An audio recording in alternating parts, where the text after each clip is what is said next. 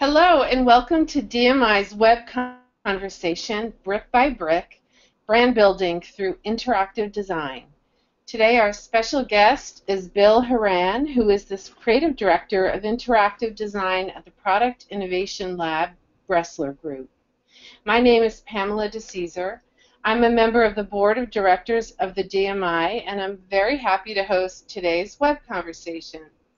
What I'm especially excited about is to hear firsthand from Bill how he delineates the terminology and meanings of UX and IXD. I suppose all emerging fields struggle initially to define themselves, and the ways he has been applying the fundamentals of design and communication to the emerging field of interactive design.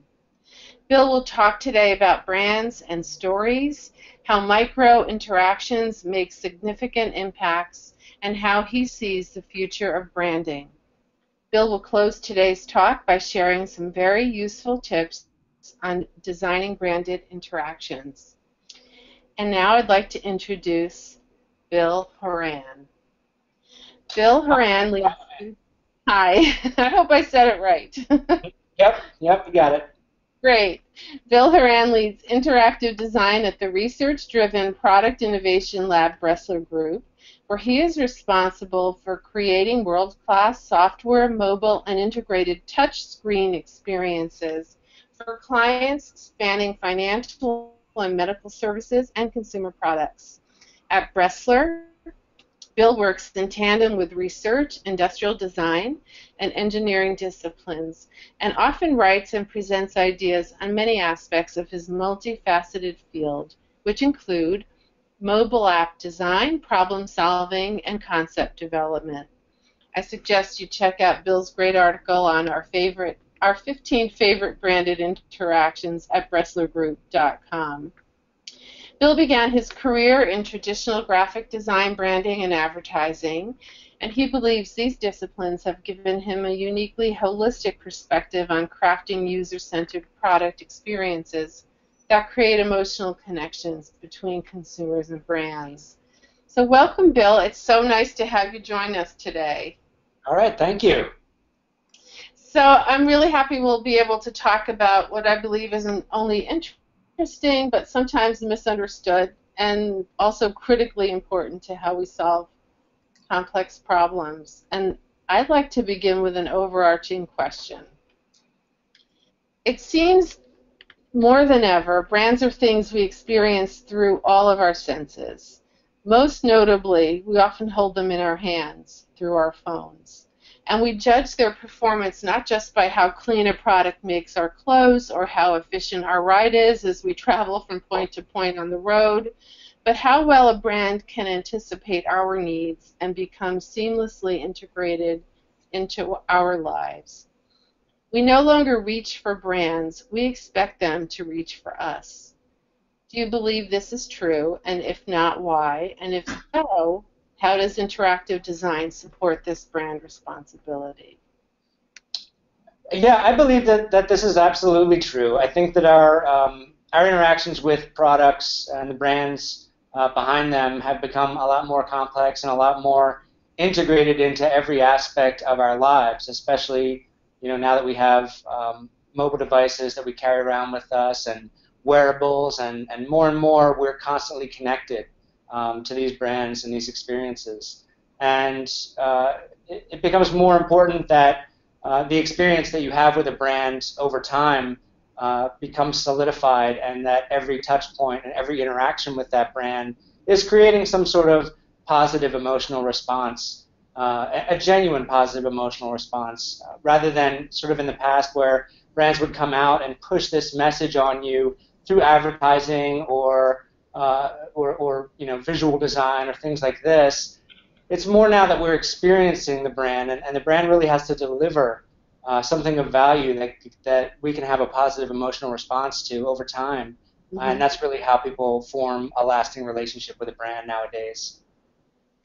So did your career, where you started doing graphics and advertising, things like that, how did that influence what you're doing today?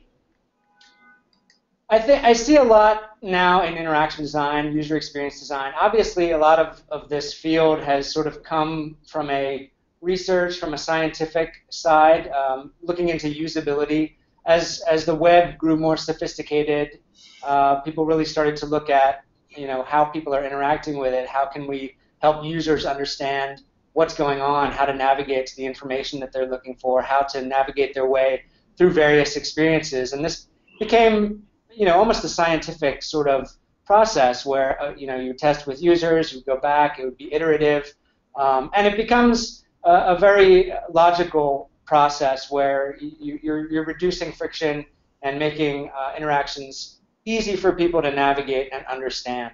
And while that's incredibly important, I think sometimes what gets lost is a little bit of that, the emotional experience, the connection, where you're making somebody feel an emotion. And that's really all about telling a story through a brand. And that's typically been more so on the side of advertising agencies and branding agencies, more so than it has been on user experience design folks. And I think what you're really seeing nowadays is that it needs to come together, and interaction design and branding and all of that needs to come together and create a story where people are going to have an emotional reaction and experience. I think that's a great lead into your presentation. Okay. So getting started, just a quick shout out to Bresslergroup. We're a research-driven product innovation lab. We deliver unique, often surprising solutions to complex product development challenges. And as we were introduced, we work on all sorts of things: medical devices, connected devices, consumer electronics, rugged outdoor products, pretty much the gamut. And we do our own user research, ethnographic research. We've got interaction design and industrial design together that we've worked very closely together in-house, as well as electrical engineering and mechanical engineering. So full-scale product development of all sorts of different types of products and experiences. What we're going to talk about today is brand building through interaction design. First, we're going to discuss a little bit about what a brand is, what the brand experience means. Then we'll cover different types of interactions and what kinds of impacts that they can have for a brand.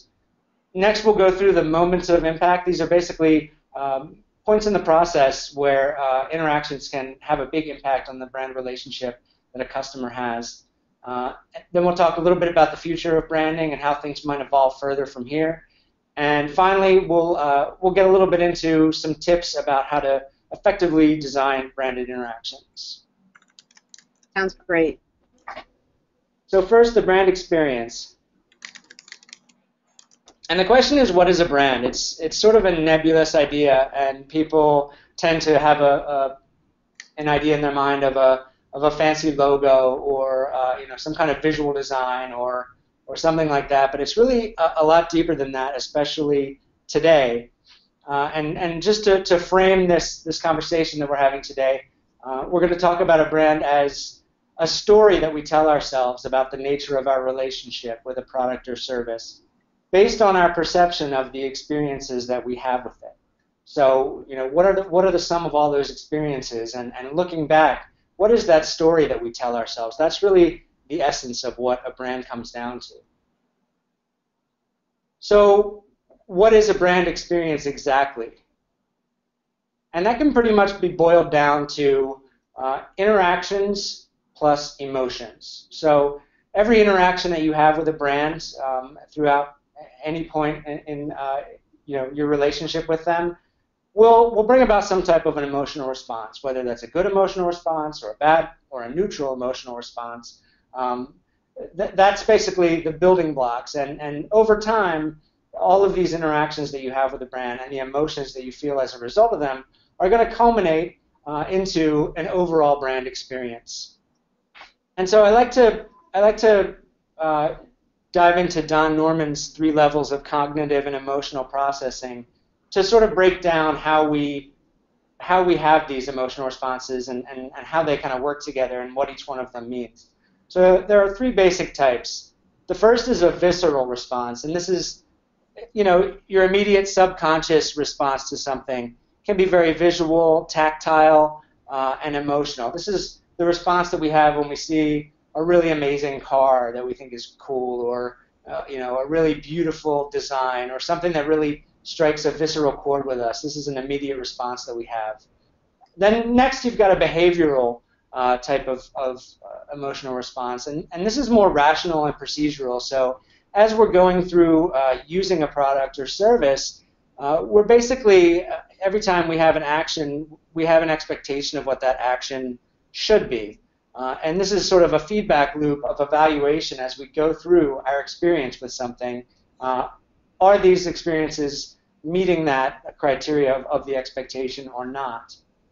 And then finally, we've got reflective, which is really, this is really the story that we tell ourselves. I like to use the analogy of a vacation. I'm sure a lot of people can relate to going on vacation, and when you really look at every detail of the vacation and every little thing that happened, there might have been a lot of really annoying and uncomfortable points in that vacation where you're out of your element, something's not working out, or this or that. But people always look back on their vacations as these wonderful experiences. And this is sort of the essence of the reflective. It's a culmination in how your brain is sort of weighing behavioral and visceral emotional responses in a reflective sense, and putting together this overall story of what is your overall memory and emotion that you relate to something. And that's really kind of the most important one at the end of the day when it comes to forming brand relationships. So these are all the things you're considering as you start to think about solving the problem for interactive design? Sure. I mean, each of these, you're going to need to address each of these at some point. With visceral, you're going to want to create something that's aesthetically pleasing, something that creates an immediate positive response with someone. That tends to be kind of the domain of visual design and things like that, things that are a little bit more surface. Mm-hmm. Behavioral, you're going to want to make sure that, and this kind of relates back more to the UX design I was discussing earlier. It really needs to work in a way that makes sense and meets people's expectations at the very least. And reflective, yes, what you want is to culminate all those experiences in a way that someone looks back and has a positive association with your brand. Mm-hmm. So in terms of the types of interactions that brands utilize and that are available for us to use as tools, we'll start with kind of the biggest ones and work our way down. So first are what I'm calling disruptive interactions, and I think most of us are familiar with these. Examples being Uber or Airbnb or even the iPhone. These are interactions that fundamentally change the way that people are interacting with a product or a service or a space. So with Uber, for example, their whole value of their service is they change the way that people get around. They change the way that people hire cars, and the interaction is very disruptive. You don't have to call anybody. You just tap on your phone. You summon a driver. Your credit card information is already in there. You don't have to fuss with money at the end of the interaction. You don't have to worry about a tip. You just sort of get in, you get taken where you need to go, and you get out. And that's a really great interaction. And all they've done there, they haven't really created a new product. They've really just changed the way that we interact with that. So that's a good example of a disruptive type of interaction. So is it safe to say disruptive interactions are coming from disruptive innovations? Is that really the bucket? You could say that. I mean, a disruptive innovation could be not interaction-based. It could be a great new product that just, for instance, Tesla, right? They've got the electric car. Right. If they're really able to nail that, they could change. They're changing the technology. They're changing the product itself. Now they're also doing a lot of things that are changing the way that we interact with our automobiles. But that would be more of a product-based disruption, whereas this is a service-based disruptive. Right. It's only really about how people are interacting with the system. Mm-hmm. Next up is what I like to call macro interactions, and a lot of people on the branding side would sort of call these signature moments. And as we walk through, later we'll walk through kind of the touch points of branded interactions. These are basically large, more impactful, memorable interactions that can be carefully designed to elicit an emotional response at a key impact point in the process. So, for example, an unboxing, a meticulously crafted unboxing experience or purchase experience. This is where you take a look at a crucial moment in a brand, in a brand's interaction with a customer, and you say, what can we do to really go over the top here and create an amazing, memorable interaction that creates a really positive emotional response for our customers. And you do that well, you're really going to do well in terms of creating a branded connection with your customers.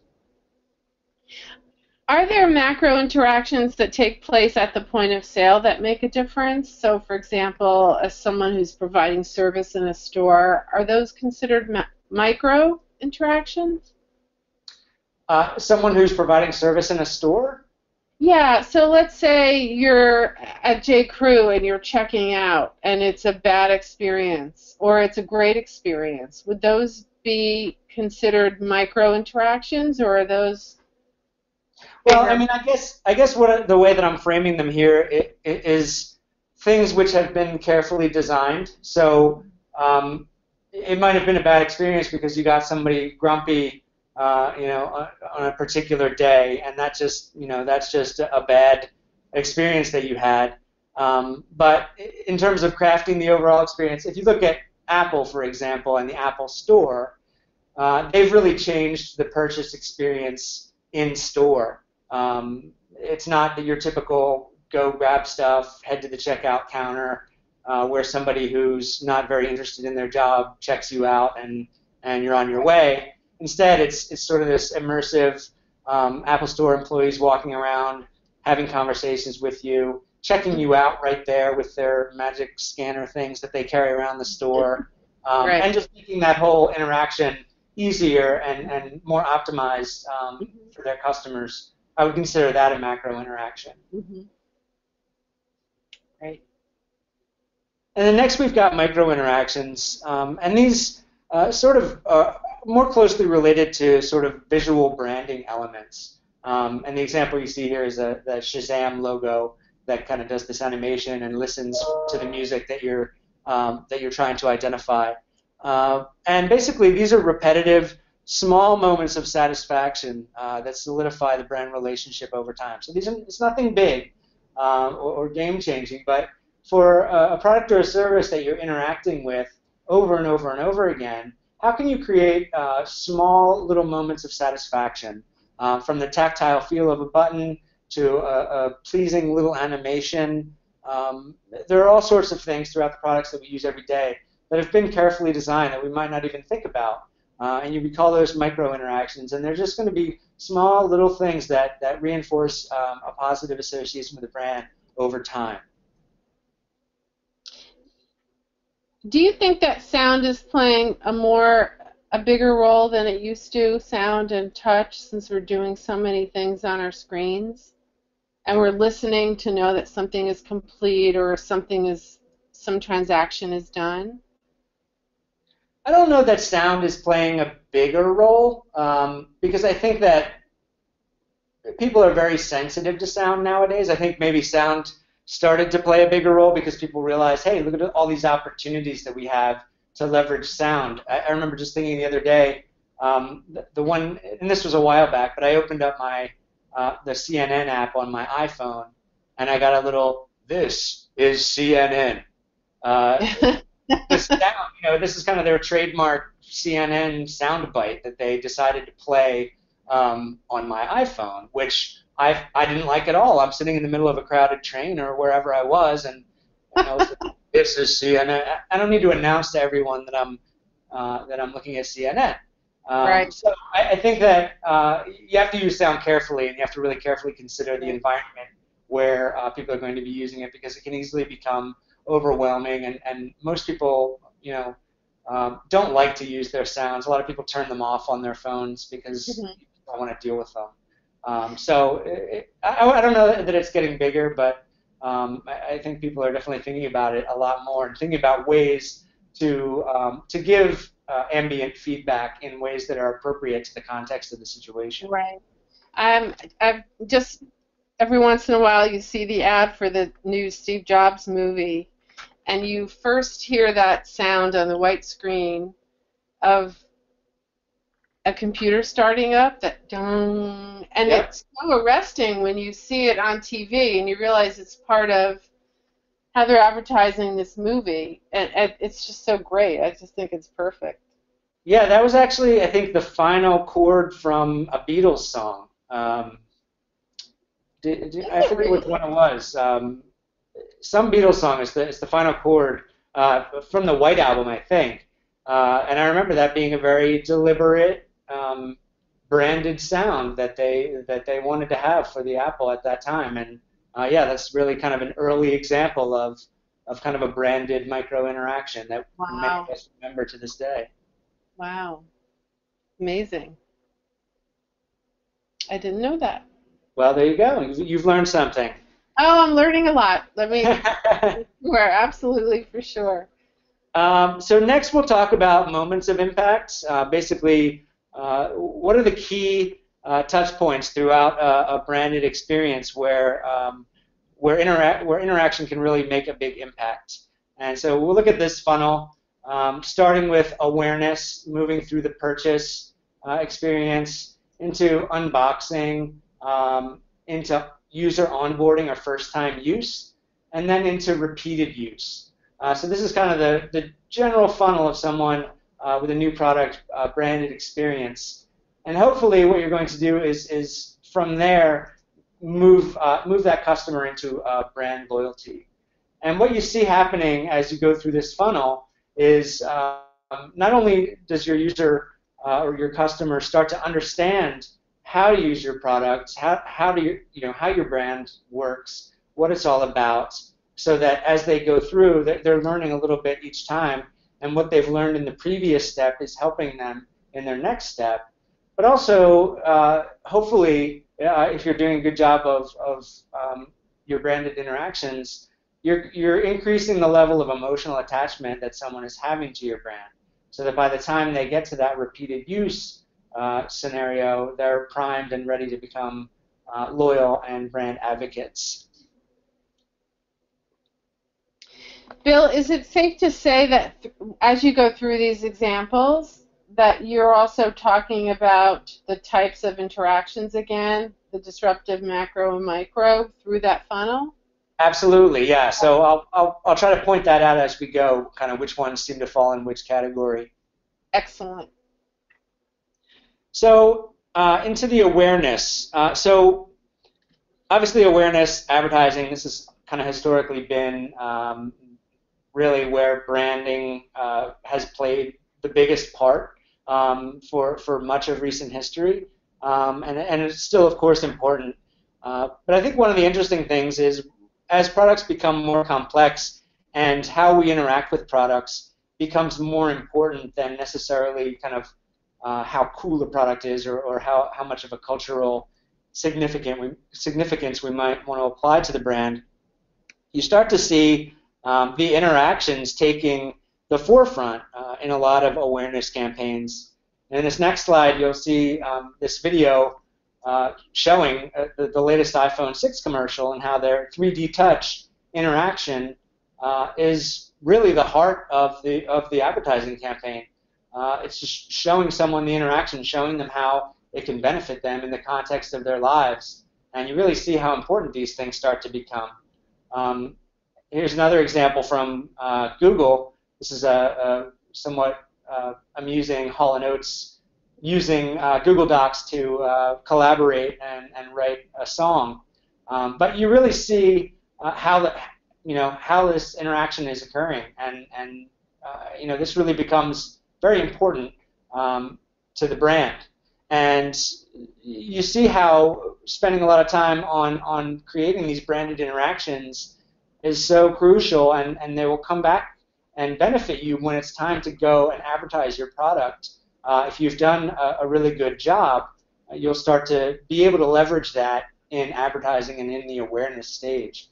And you see how quick and easy it is to show people how easy these things are to use. It's almost akin to a first-time use experience. If I can watch somebody use it without any further explanation, I can tell that it's a really easy thing to use. So you start to see it kind of come full circle, and how these interactions play such a huge role in the awareness phase. So moving on to the purchase experience, and I've got a few examples of companies that are having some interesting branded interaction ideas around purchase. Obviously, I already mentioned the Apple Store. That's something that's pretty familiar to everybody. But especially as buying things online has really taken off, and it's starting to take away some of those opportunities that are more traditional retail experience. You don't really get quite as much of that. So here are a few ways companies are kind of innovating in their branded experiences as it relates to the purchase of things. So this is an example of Zappos, and there's actually a few different things here. And going back to your point in terms of micro interactions versus signature moments versus disruptive, Zappos is a great example of doing all of these for the purchase experience of at first shoes and now pretty much everything clothing related. So in the top left side, what you see is the first thing that they kind of introduced was this sort of surprise overnight shipping, which was unheard of at the time. This was many years ago. I remember when I first used Zappos. You order a pair of shoes, you say, okay, I guess I'll give this a try. And if you think back to the time, people went to the shoe store to buy shoes, and awkwardly had someone put the shoe on their foot, and they tried it on, and it's very, and also at the time, returning stuff over the internet was this foggy, mysterious process that nobody really wanted any part of. And so what happened is Zappos did two things. Everybody who ordered, their package would mysteriously show up the next day, even though they hadn't selected next day shipping. So this is really a nice delighter. Everybody, you open up your door, you're like, wow, my shoes are here already. This is amazing. That's a great emotional response to have from your customers, a great first impression, right? Mm-hmm. The other thing that they pioneered was this free returns both ways, and also allowing people to keep the shoes, I think, for up to a year before returning. And what this was really a disruptive type of interaction that allowed people to, myself included, order 5 pairs of shoes that I found, varying levels of interesting on the site, and then I could have them shipped to my home. I could try them out in the comfort of my own home. I could walk around until I felt really comfortable with no time constraint, and I could really make a better, more informed decision about what shoes I wanted to keep and easily ship the other ones back.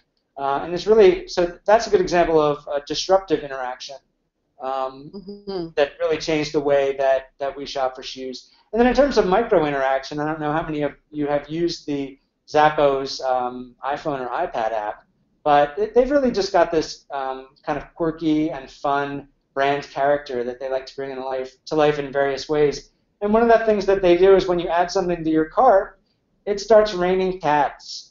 And it's very silly, but it's also, it makes you smile, it makes you laugh, and it gives you a positive experience, it gives you a positive emotional response at the point of purchase. So all these things really add up to making the Zappos purchase experience really a great interaction with a really great emotional connection with the brand.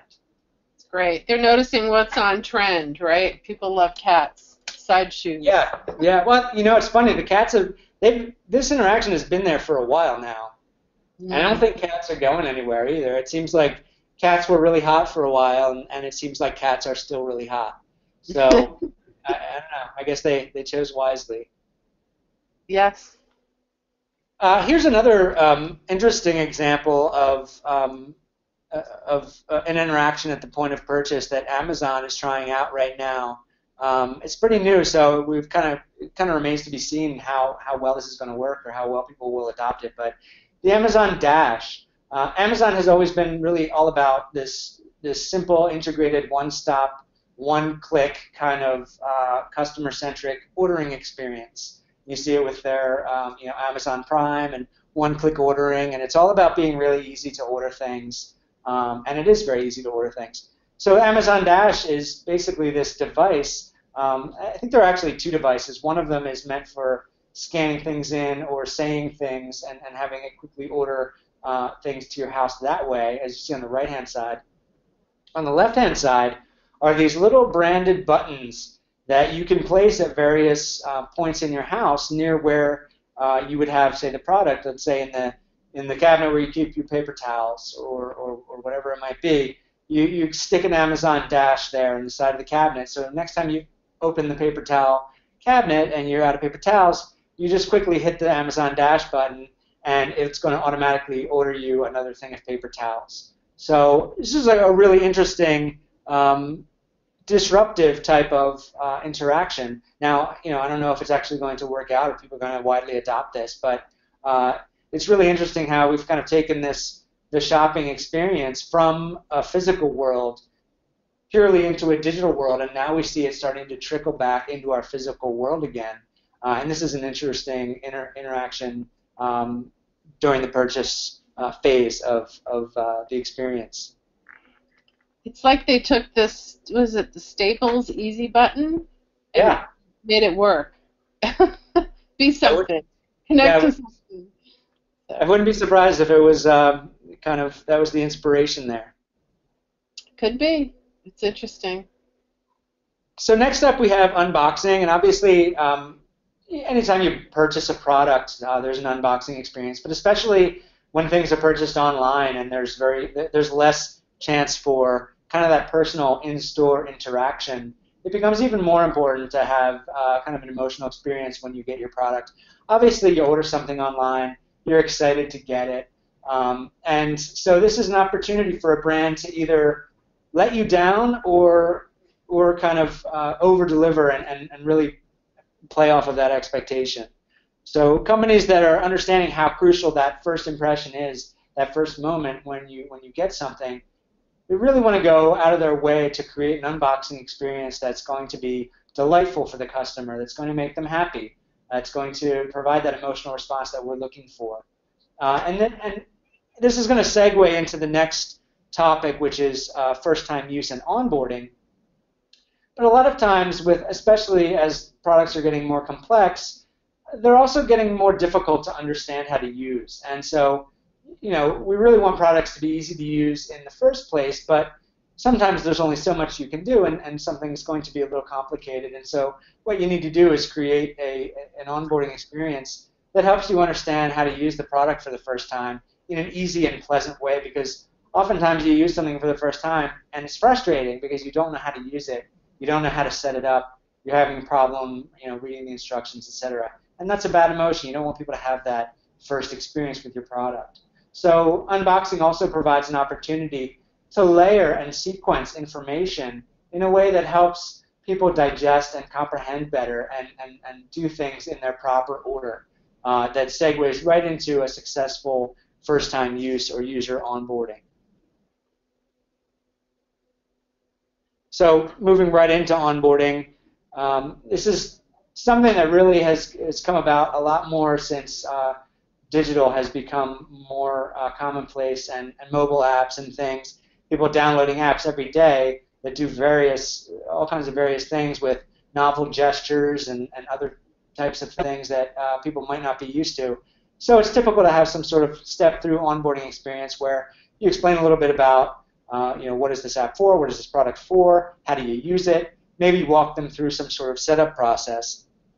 And as products become more digitally integrated, this onboarding experience becomes so much more important. So here's an example of a product that I actually worked on at my previous role at Neat. This is a Wi-Fi scanner, and Neat's brand was all about being efficient and paper-free. And what it was, it's a scanner that basically understands the types of things that you're scanning in and organizes them for you. This next generation scanner, what we really wanted to do was a little bit of a disruptive interaction in terms of we wanted to remove the cumbersome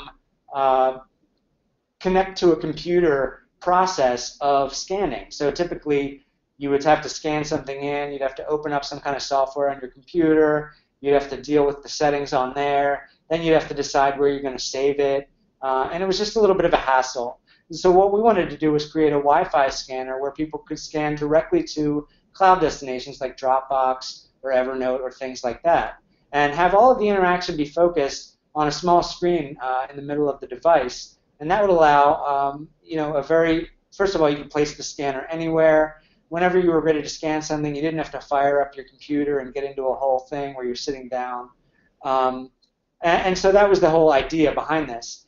What it also allowed us to do was create a really great paper-free and efficient onboarding, where previous products we had all sorts of instruction manuals, and people had problems getting it set up, and we get a lot of customer calls needing help with things. So this time instead we minimized the amount of paper instructions that were included in the box, and we simply had a three-step instructions that said, plug it in, turn it on, and follow the on-screen instructions. And what we did was we allowed people to kind of step through these instructions, familiarize themselves with the physical hardware and the features of the scanner, and also we walked them through making their first scan to a cloud destination. So it actually ended up being quite a long process when you looked at it on paper, but when we tested it with users, people thought it was great. And one of the things that was really one of the best things about it was that we actually got people doing what they wanted to do as soon as possible. So when I buy a scanner, what I want to do is I want to scan something. I have a need that I need to be fulfilled.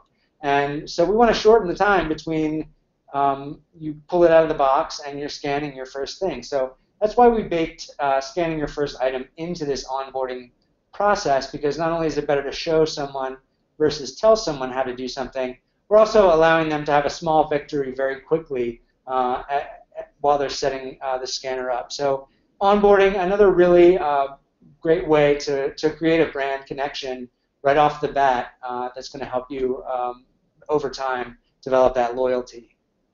Well, I have to say I'm glad you worked on this, because I have the original iteration of Neat. I couldn't figure it out.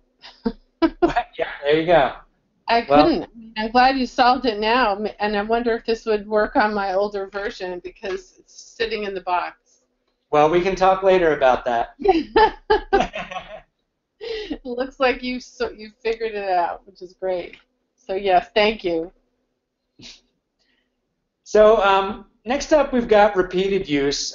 We just talked about onboarding, and when you're designing a product experience and the interactions that go along with it, it can be difficult to balance the needs of a first-time user with the needs of a user over time. For instance, a first-time user may need explanation. They may need things to go slowly.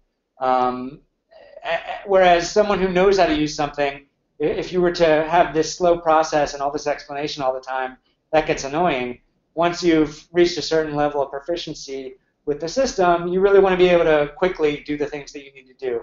So that's where onboarding and kind of discrete onboarding experiences are very helpful, because they allow you to create a separation between that first-time user and a repeated user.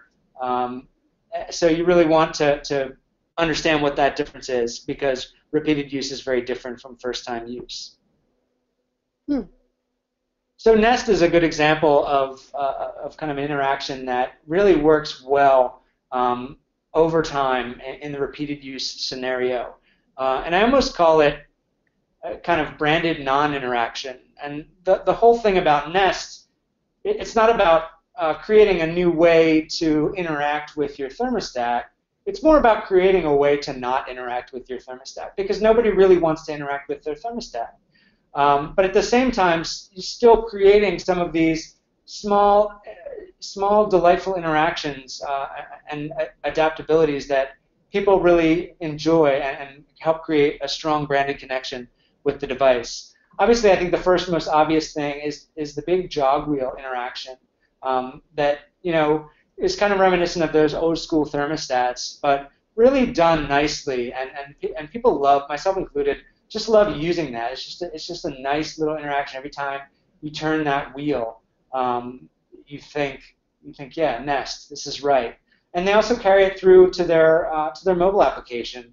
You use the mobile application, you open it up. They still have that wheel. That's kind of their branded interaction that they stay consistent with through all of the various interfaces that you use with Nest. Something that they just introduced on the left there is something called Farsight, where now Nest kind of understands how close or far away you are from it and displays information differently. As you can see, if you're standing further away, it'll give you a much larger view of what the current temperature is, with less other contextual information that you wouldn't have been able to see from far away anyway. So it's really all about integrating into your everyday life, and that's kind of what Nest is all about, and that's why it's such a good example for repeated use. The other thing to think about is the way that since they're not interacting with the thermostat all the time, and it's learning and being efficient, they've almost done some gamification around energy savings. And you'll get these emails every month where it kind of gives you a breakdown of how much energy you've saved and all of this. And that's a nice little way for people who might have installed Nest and barely ever interact with it and practically forget about it. It's a nice little thing that every month they can review and say, oh, this is great. I can see how well I'm doing. It brings me back in contact with the brand again. So it's a really good way to, since it's really so based about not interacting with it, having a way to have a customer interaction over and over and over again that's pleasant. Google is a really good example of micro-interaction done well, especially considering that they just recently sort of did a brand refresh where they redid their logo and they came up with these dots. And as you can see in the top left example there, they use these dots for all sorts of interactions. And these interactions are helpful, they're fun, they're playful. They really kind of speak to the Google brand very well. And at the same time, they give you useful feedback as to what's happening. So incorporating them into their brand guidelines very specifically, I think was a really smart decision on their part. And you can start to see how these micro interactions and these interactive elements are going to be more and more becoming a part of brand language moving forward. Bill, someone's asking a question I think is appropriate right here, if I may. And it is, the question is does interaction design deal with only screen design, for example, the visual communication part, or does it deal with the product and service function, the human activity also? I think these sort of answer that question, but if you could specifically speak to that, that would be great. Sure. I think that there's so service design is a bit of its own thing where you're really focusing more on creating services, and that is to an extent interaction design, but it's not the focus of every interaction designer. Mm-hmm. In terms of a screen, I'm glad somebody asked that question because I feel pretty strongly that we're moving away from a screen-based interactive model because screens were really developed and the graphical user interface was developed when personal computers were meant to be, and someone using a personal computer was meant to be this very targeted activity where someone's sitting at a desk, focusing their attention on a screen, and trying to accomplish a task. When mobile came about, when the iPhone came out, it was a really nice translation of the graphical user interface into something that we can carry around and do lots of things with. But I think what we're starting to see more and more is that the screen-based UI is limited because it really requires people to focus their attention on it and cognitively process what's going on. And this is why you see everybody walking around with their faces buried in their phones all of the time. And so with wearables and other things, you're starting to see a lot more ambient interactions. And I think this is really a place where we're very interested in. We're very much not fans of just assuming an interface for everything. You should consider the interaction and what type of interaction you're trying to design and whether or not it needs a screen. It may not. But a lot of interactions don't need a screen at all. If you take a look at the Tesla door handle, for example, is an example of a branded interaction. I don't know if everyone's familiar with it, but basically when you walk up to a Tesla, it's got this door handle that's flush to the door itself. When it detects that you're nearby with the key, it basically comes out and greets you. And this is obviously, there's no UI there. I think there's the Ford Escape who has that nice little, you wave your foot underneath the back gate, and it opens up the gate because it assumes that you have a bunch of groceries in your hand or something like that. Mm-hmm. That's a really great interaction that certainly doesn't require an interface. The Moen faucet, I don't know, there's a Moen faucet that I think it's called Motion Sense, where... Yeah, I have that. I have it. Oh, nice. How do you like it? I love it, especially when I'm cooking and my hands are, have food all over them, and I just want to go to the sink and not touch the sink with dirty hands. Exactly. So for those of us who are not fortunate enough to have one, the idea is that you will wave your hand over top of it. You don't have to touch it because it assumes you probably have grimy chicken and whatever else on your hands. But yeah, another example of UI-less design. And there's actually a good book I could recommend called The Best Interface is No Interface by Golden Krishna, who I sometimes speak at South by last year, and good talk. And he just basically was talking about this very topic and how the interface needs to not necessarily die, but be relegated to what interfaces are good at. And we really need to explore the ambient space more. That's great. So moving into loyalty, obviously, customer loyalty is something that hopefully, if you've done a really good job along all of the touch points along the way of creating positive emotional connections with the interactions that you're having with your customers, then hopefully loyalty should follow. But there are another few interesting examples and points to make about that experience. Netflix is an interesting example where one of the things that they decided to do consciously was make membership cancellation an extremely easy process. So a lot of companies go out of their way to make canceling your membership very difficult, hoping that people will not bother to do that. And what happens is that just makes people frustrated. And what also happens is that once people make their way through the cancellation process, they're not going to sign up again ever. And what Netflix found was that by making account cancellation really as easy as one click, they found so many people coming back and not worrying about feeling trapped in it and establishing a more casual relationship with their customers rather than this kind of monogamous, locked-in relationship that you might have with a cable service, for example. And what they said was that they're a relief from the complexity and frustration that embody the cable company relationships with their customers. They strive to be very straightforward, and that this is a great example of that in action. And they found that people leave and then they come right back, and it's just a really great kind of feeling for people to have about the brand. Another interesting example is Spotify, and one of the things that they do when you cancel their subscription is they send you this adorable little kind of breakup playlist, which is kind of a cute interaction to have when somebody cancels their subscription.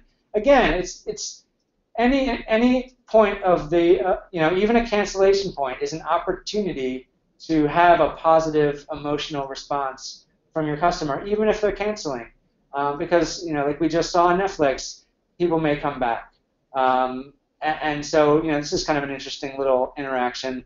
Another one is this Uber and Spotify collaboration that they're doing, where Spotify's whole mission is sort of about music for every moment, and by collaborating with Uber and allowing people to experience Spotify and have these moments where you get into an Uber and your Spotify just comes on.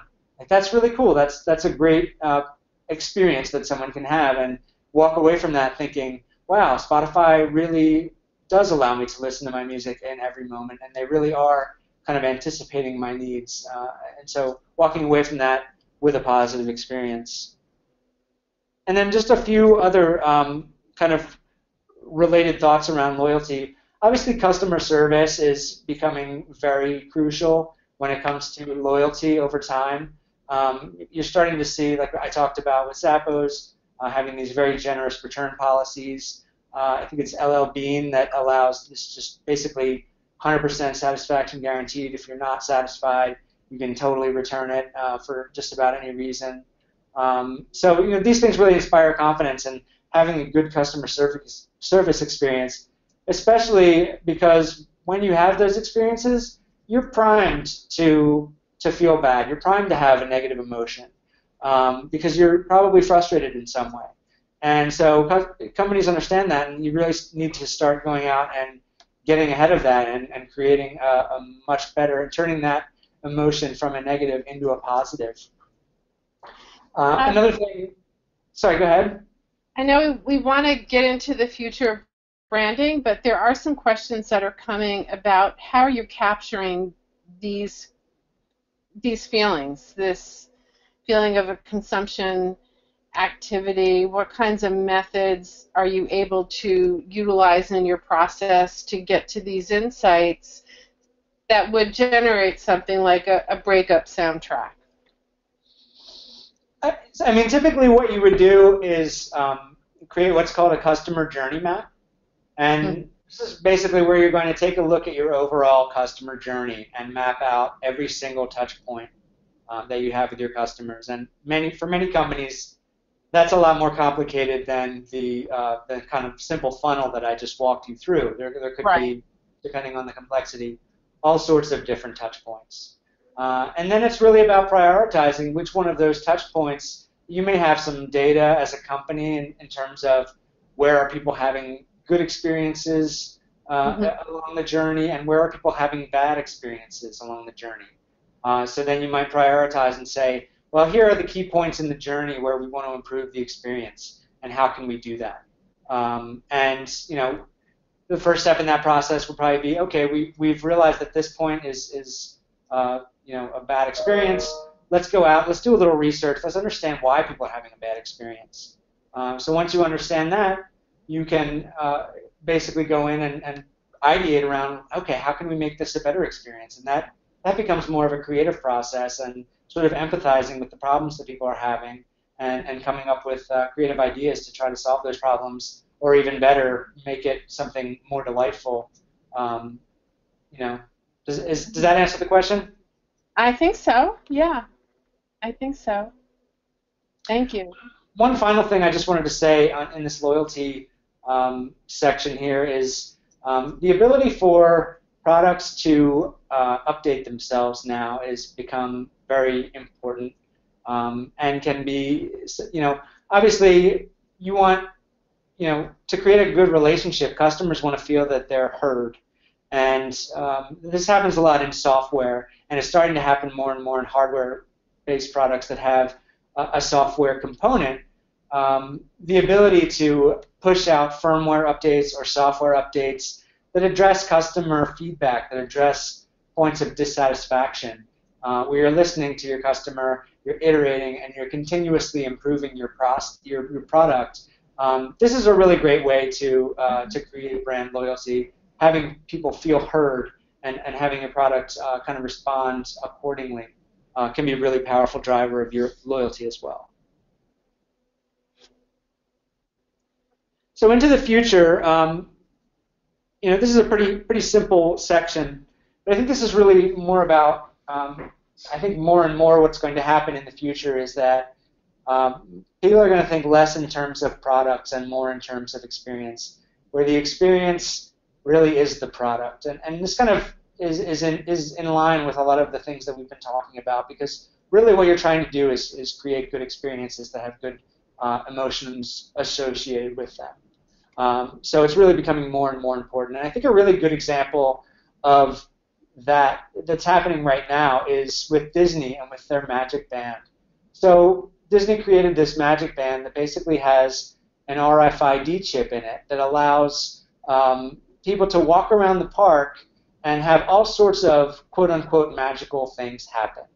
A really personalized experience. For example, you go into a restaurant and you just walk up and the people know your name already, and they tell you to sit wherever you'd like, and you go and you sit there, and your food magically shows up, even though you didn't tell them where you were going to sit, and just lots of little kind of micro interactions around the park in the environment that culminate in this overall feeling of a magical experience. And it starts with kind of shipping the bands out ahead of time to people, so kids open them up, and they might get them a few weeks before they're planning their trip and get very excited.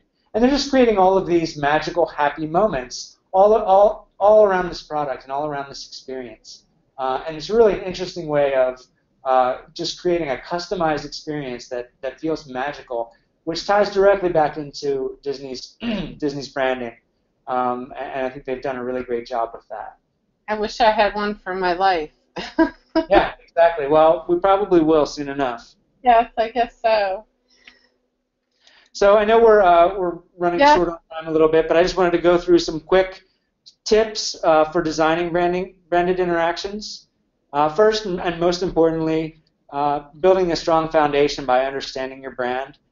We typically do this in a process we call brand articulation, where we take a brand's values, mission, and vision, and we transform those into design attributes and experiential attributes that we can then tie back to the brand. So when we're designing the product and the experience, we really know why we're designing it and what we're trying to accomplish and how we're trying to make a connection to the brand. So understanding that is going to be really important. Considering the end-to-end customer journey, just like I described with the customer journey map, that's a really great place to start for any company, any brand, is to take a look at the big picture. Where do you have an opportunity to make an impact? Where do you have an opportunity to turn negative emotional responses that your customers might be having into positive ones, or even to just make neutral ones better, or even make good ones better?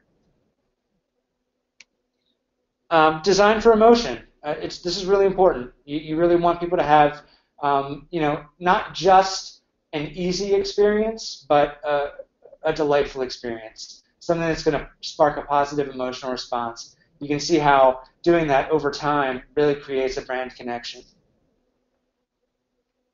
Think big and small. So again, think back to those 3 types of interactions we talked about, the disruptive interactions. Is there something that we can do to really alter how somebody's interacting in this space? Are there opportunities along the customer journey map to create major impactful moments? And what about micro interactions? What are the little things that we can do over and over and over again to create a positive brand connection? And probably the most important one is to craft a great story. So remember, we talked about a brand being a story that you tell yourself about your experience with a product or service. And so try to imagine what you want your customers' story of your brand to be, and then work backwards from there. What's the story you want them to tell themselves? And then how can you deliver that story to them? And make sure that you make it as best of a story that you can. Bill, this was so great. Thank you so much. You're welcome. I wish we had more time. I feel like you showed us such wonderful examples, and there are a lot of questions about process and learning the basics of interactive design and books. Do you have any book suggestions for people? Maybe that's something you can answer before we finish. Sure. I mean, the one that I did mention, The Best Interaction is No Interaction by Golden Krishna is really good. Or sorry, The Best Interface is No Interface. Is no interface. I think probably the most foundational book on interaction design would be The Design of Everyday Things by Don Norman. Mm-hmm. Again, I did actually reference him with the visceral and behavioral and reflective emotional processing. Yes. That's less about brand and more about interaction, but all really good read. I couldn't recommend it more highly. Yeah, in fact, he spoke at our conference a few years ago, so we Oh, were great. honored to have him. Yes. Well, we wish you well tonight and have a great DMI night out in Philadelphia. Thank Uh, you. and thank you so much. Thanks for giving us so much insight into the way consumers interact with brands and how interactive design can make those more powerful and meaningful. And I'd like to thank our listeners for joining us and participating with great questions. And thank the folks at DMI, Ann Lyon and Chris Hancock, for helping make these happen. And just to remind everyone, this broadcast was brought to you by the DMI, the Design Management Institute, and it's really just a small part of the rich offerings we provide to members and the extended design community.